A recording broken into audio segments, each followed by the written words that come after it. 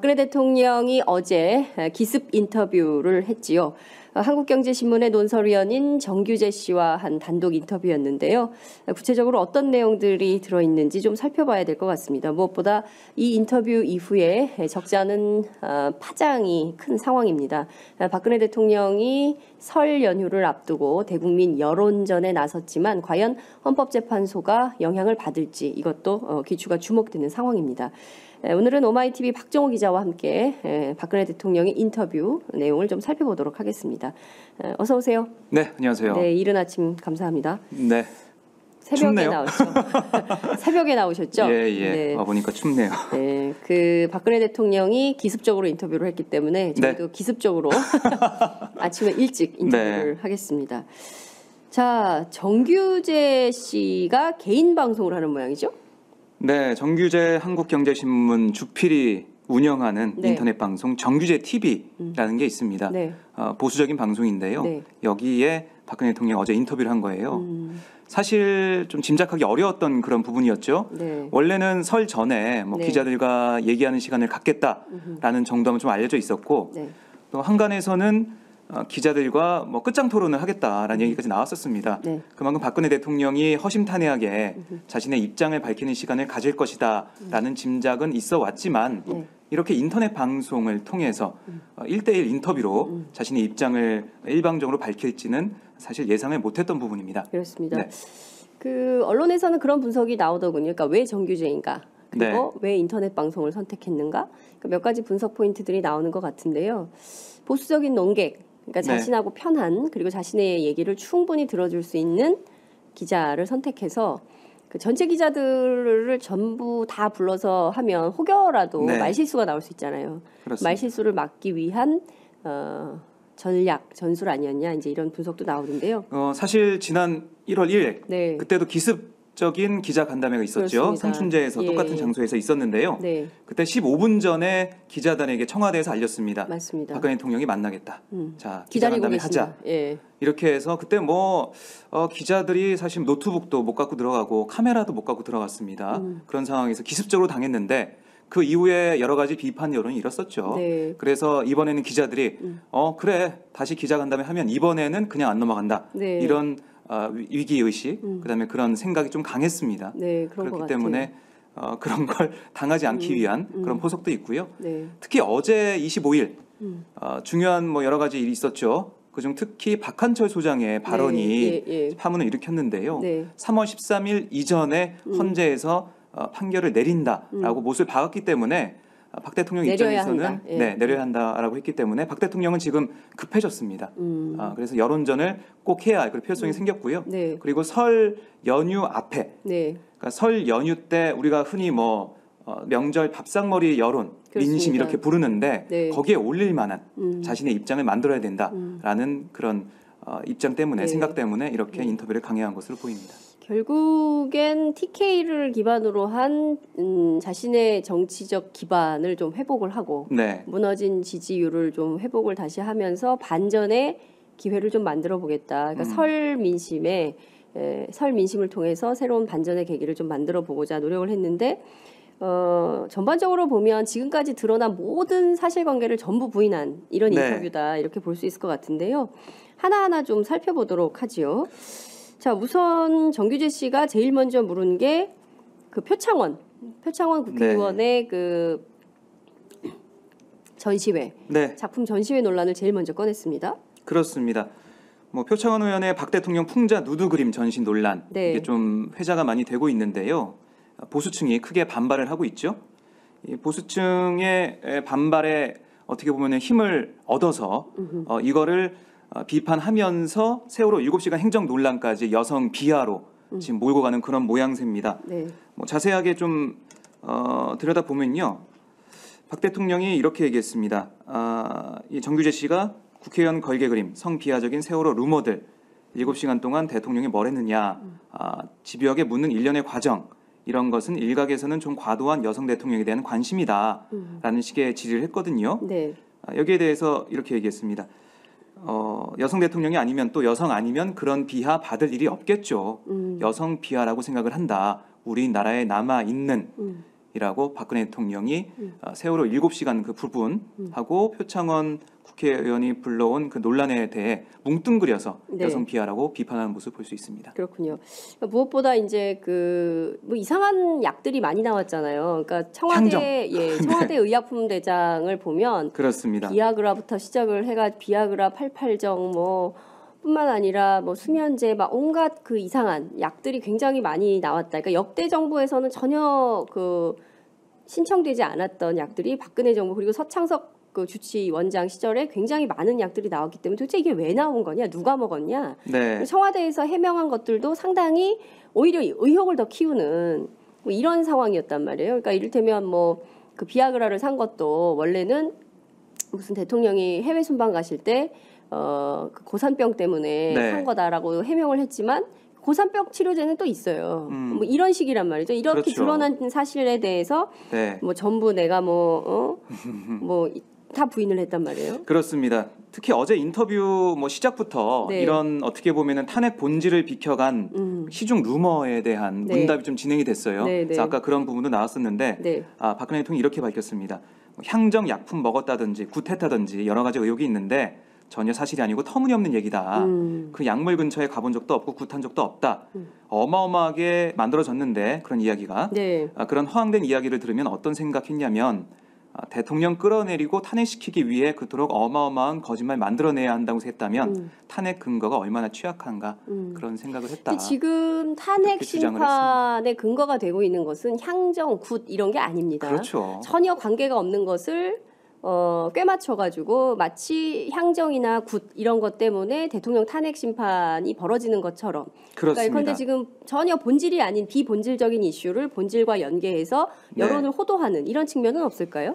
그렇습니다. 바로 그 점입니다. 네. 지금 탄핵과 관련된 지금 심판이 진행 중에 있는데요. 국민의 그 생명을 지키지 못하는 네. 그런 부분, 법치주의 무너뜨린 부분, 여러 가지 5가지 주요 부분들이 있는데 네. 여기에 대해서는 뭐 정확한 송곡한 질문이나 답변이 없었고요. 네. 이런 루머에 대한 뭐 정윤회 씨와 미래했냐 네. 이런 질의가 있었고 거기에 대해서 민망스럽기 그지없는 이야기다. 네. 국가의 품격이 떨어진 이야기다. 네. 이러면서 탄핵 심판 사유가 된 여러 가지 것들은 비켜가고 네. 거기에 대해서는 얘기를 안 하고 있어요. 그럼 뭐 자세하게 좀 들여다보면 네. 이런 거죠. 뭐 지금 안종범 전 수석의 수첩 17건, 네. 정호성 전 청와대 비서관의 이 여러 가지 증언들 헌재 증인 출석해서 인정하지 않았습니까? 기밀 네. 문서가 유출됐다. 이런 것들은 거론되지가 않았고요. 이 최순실 씨가 여러 가지 국정에 개입한 그런 부분들이 증거를 통해서 증언을 통해서 나오고 있는데 여기에 대해서 질응답이 없었고 이런 시중 루머에 대한 답변 그런 것이 거짓말이니까 네. 자신의 탄핵 심판은 거짓말로 만들어진 네. 기획된 그런 탄핵이다라고 네. 주장을 하고 있습니다. 태블릿 PC 조작 가능성이 굉장히 많을 것 같다는 게 새롭게 알려졌다. 정규재 씨가 이런 질문을 합니다. 근데 지금 태블릿 PC가 네. 두 개예요. 하나는 JTBC가 발견한 게 하나 있고 취재해서 그렇습니다. 발견한 게 하나 있고 또 하나는 장시호 씨가 제출한 태블릿 PC가 있어요. 그런데 그 정규재 인터뷰를 보면 박근혜 대통령은 전자, 그러니까 JTBC 태블릿 PC에 대해서만 이야기하고 장시호 태블릿 PC에 대해서는 아무런 언급이 없습니다. 그런데 이 장시호가 제출한 태블릿 PC에 따르면 네. 삼성과 최순실 씨가 주고받은 거래 내역이 상당히 이메일이 100여 건이 있다는 거 아니겠어요? 그렇습니다. 근데 그런 내용은 전부 간과하고 이건 사실관계가 아니죠. 태블릿 PC 조작 가능성을 일부가 네. 보수동객들이 제기하는 것이지 이게 사실로 확인된 것도 아닌데 이런 질문을 했어요. 뭐라고 그렇습니다. 답변을 했습니까, 대통령이? 정규재 씨가 태블릿 PC 조작 가능성이 굉장히 많다라는 게 새롭게 알려졌다 네. 이렇게 물어봤는데 태블릿 PC에서 많은 자료가 쏟아진 것은 그럴 수 없는데 제가 도움 구한 건 연설 표현 구한 거 홍보적 관점에서 어떻게 받아들여질까 이게 정부이다 어떻게 많은 이야기가 될까 바로 잡아야 한다 해서 바로 잡고 뭐 이렇게 얘기를 했는데요. 그러니까 이 조작 가능성에 대해서는 뭐 이렇게 언급을 하지 않았지만 네. 이 PC 조작 가능성 플러스 네. 그리고 대통령이 이 여러 가지 얘기에 대해서 시인했다 이렇게 됐다는 것을 정규재 씨가 지적을 했는데 네. 거기에 대한 얘기만 한 거죠. 그러니까 뭐 그 사과한 것에 네. 대해서 자기가 기자회견 통해서 사과한 것에 대해서 네. 그 사과에 대해 이런 충고를 하는 사람들이 있었어요. 우리 사회에서는 사과를 하면 안 된다. 그냥 잘못해도 버텨야 한다. 네. 오히려 그렇게 말하는 사람까지 있는데 저는 그렇게 생각하지 않고요. 그렇게 사과한 것은 네. 태블릿 PC에서 자료가 쏟아졌고 제가 도움 구한 건 연설 표현 구한 거 그런 관점이다. 예. 그러면서 사과하고 넘어갔다 이런 네. 건데 조작 가능성에 대해서는 박 대통령은 언급하지 않았지만 네. 사과한 게 뭐 자기는 그런 여러 가지 뭐 지금 국정농단 네. 그 증거에 대해서 사과한 건 아니다라고 네. 또 주장을 하고 있습니다. 또 하나 짚어봐야 되는 포인트는 이제 정유라 관련인데요. 그렇습니다. 정유라 씨 지금 덴마크에서 아직도 오지 않고 있는 상황인데 네. 정규재 기자가 묻습니다. 언제 마지막으로 봤냐? 그랬더니 어릴 때 봤고 정유라 이름도 몰랐다. 그러니까 자기는 정유연이라는 이름으로 알고 있었고 유라라는 것도 몰랐다. 근데 유진용 장관에 따르면 정유라를 찍어가지고 김종 차관이죠. 네네. 정유라라는 정유라를 도와야 된다라고 말해서 충격을 받았다라는 거 아니겠어요? 네, 그렇습니다. 그러면은 김종이 얘기한 정유라는 누구고 대통령이 알고 있었다는 정유라라는 이름도 몰랐다는 거 아니에요? 그렇습니다. 이 김종 전 차관이 이렇게 얘기했죠. 정유연 같이 재능 있는 선수들을 위해 네. 그런 영재 프로그램을 잘 만들었으면 좋겠다는 것이 네. 대통령 말씀이었다라고 네. 증언했는데요. 네. 어제 인터뷰에서는 뭐 이런 증언들이 거짓말이나 되는 것처럼 네. 그런 또 주장을 펼쳤습니다. 네. 본 적 초등학교 때 봤다. 어릴 때 봤다. 네, 뭐 그리고 이런 못 얘기만 봤다. 하고 예. 그런데 정유연으로 알고 있었다라고 얘기를 했죠. 그리고 그런데 더 황당한 것은 정유라 씨가요. 아시안 게임에 금메달 땄지 않았습니까? 네. 청와대에 왔어요. 못 봤을 수는 있어요. 대통령이 못 봤을 수는 있는데 물론 사진은 조윤선 장관이 찍었기 때문에 네. 못 봤을 수는 있습니다. 그렇지만 몰랐다?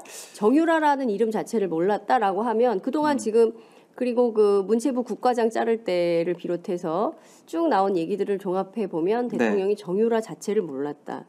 이렇게 얘기하기가 이름조차를 몰랐다라고 얘기하기가 상당히 납득하기 어려운 그런 대목이 아닌가 하는 생각이 좀 듭니다. 그렇습니다. 지금뿐만 아니라 국정농단과 관련해서도 전부 네. 부인을 했어요. 최순실은 그냥 지인으로서 네. 연설문 표현 정도를 고치는, 그러니까 이게 처음 얘기했던 거거든요.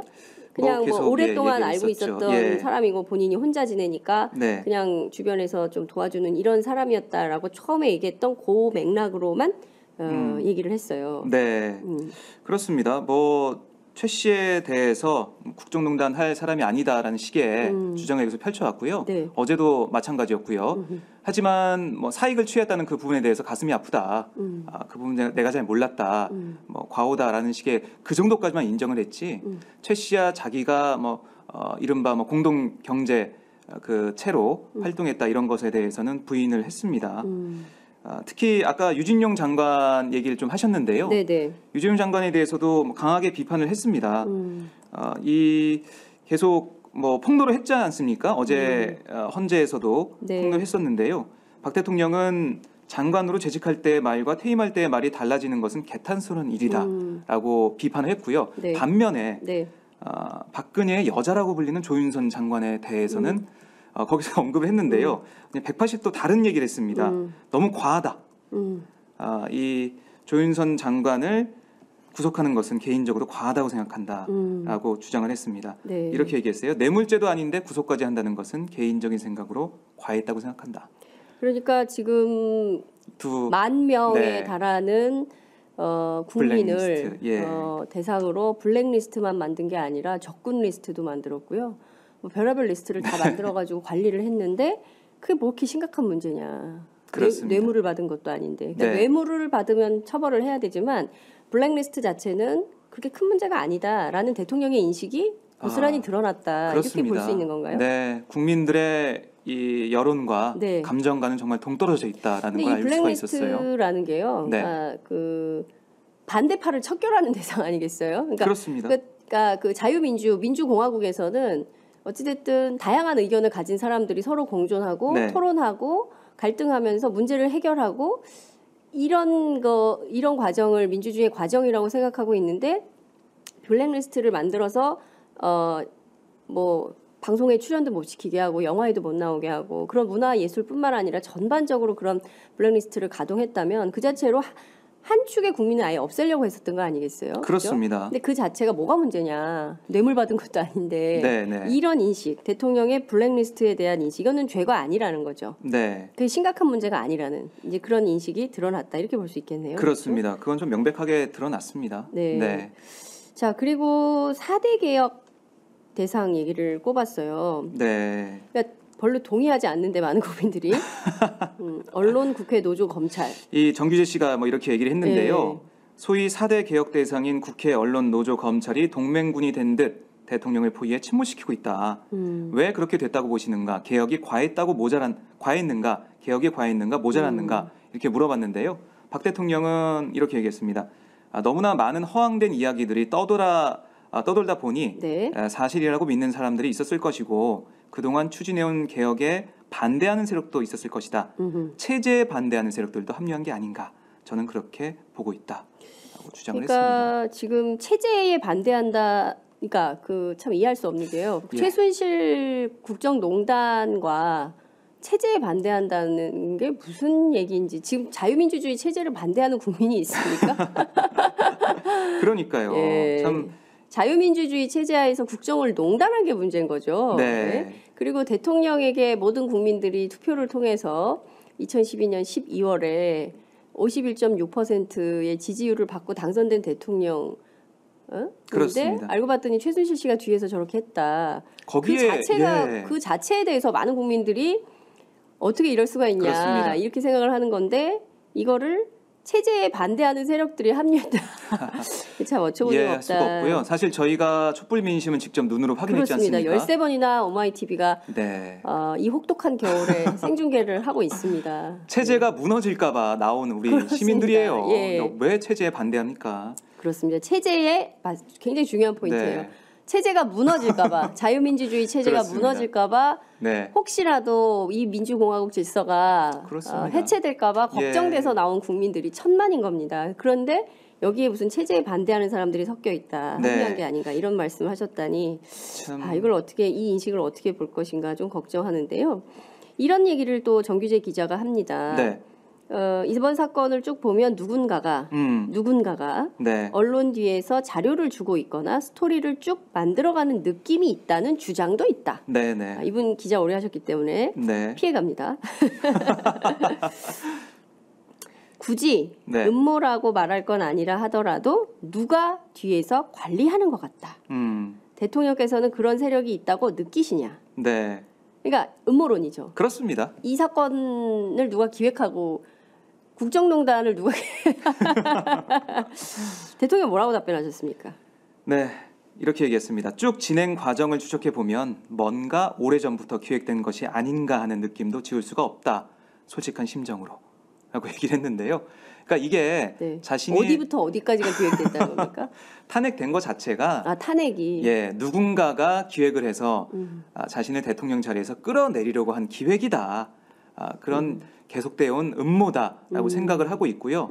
그걸 만들기 위해서 네.